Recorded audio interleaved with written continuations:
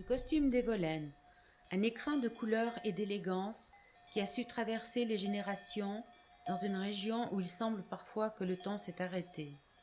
En se promenant dans les rues du village, on peut avoir le privilège d'en apercevoir à l'angle d'un raca. Légitime désir de rester eux-mêmes, les jeunes évolénards ont décidé que trop de costumes dormaient dans les greniers. À travers ce tutoriel, c'est un savoir-faire qui est mis entre vos mains, une confiance accordée aux nombreux porteurs de nos traditions.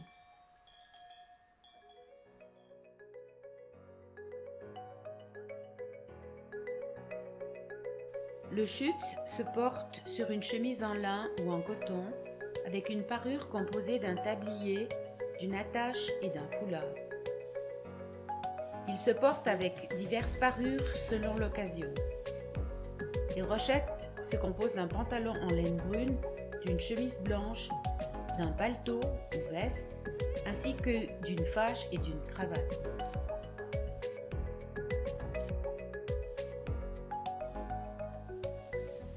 La chemise se croise en billets de la droite sur la gauche.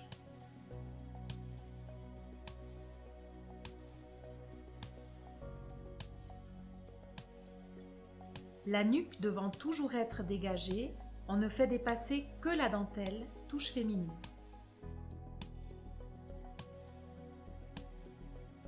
Le tablier est légèrement plus court que le schütz. Celui-ci apparaît donc un peu au-dessous. Il n'en couvre que le devant et s'arrête juste sur les côtés. L'attache du tablier, l'uling, ne couvre que le dos. Il est maintenu par une épingle. L'Evolénard porte généralement son schütz avec des bas et des chaussures en cuir noir.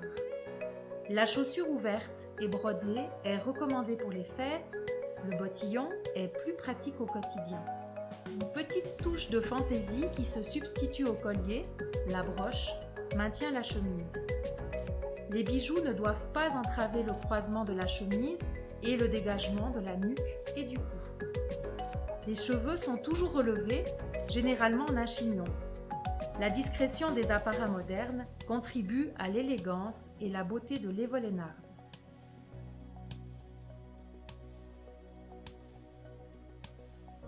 Élément charismatique et emblématique du costume de l'Evolénard, le foulard est la pièce maîtresse et celle dont la pose demande le plus de savoir-faire. Il rend les femmes d'Evolène différentes les unes des autres, en dépit d'une base vestimentaire commune. Il est plié en diagonale pour en faire deux triangles superposés qui viennent se joindre dans l'échancrure du corsage du schütz. La largeur et le nombre de plis, 4 de préférence ou 3, contribuent à définir la taille de la pointe selon la personne qui le porte. Une fois les plis rassemblés, on retourne la bec du foulard pour les fixer au centre avec une imbardable.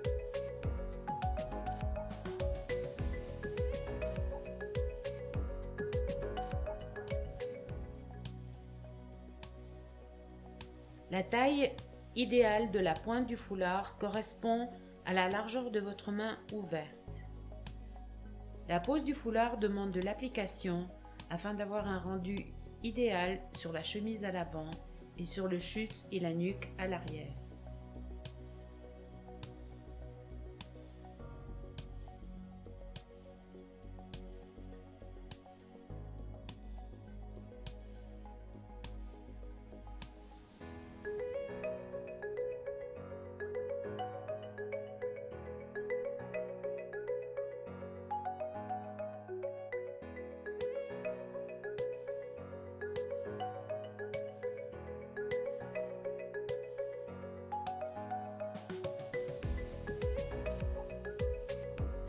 Posez des épingles sur vos épaules pour maintenir le foulard en les cachant au creux des plis.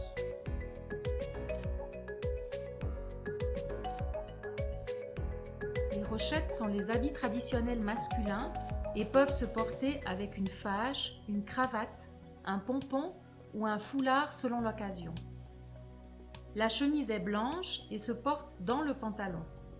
La fâche, large ceinture brodée, est ajustée autour des hanches.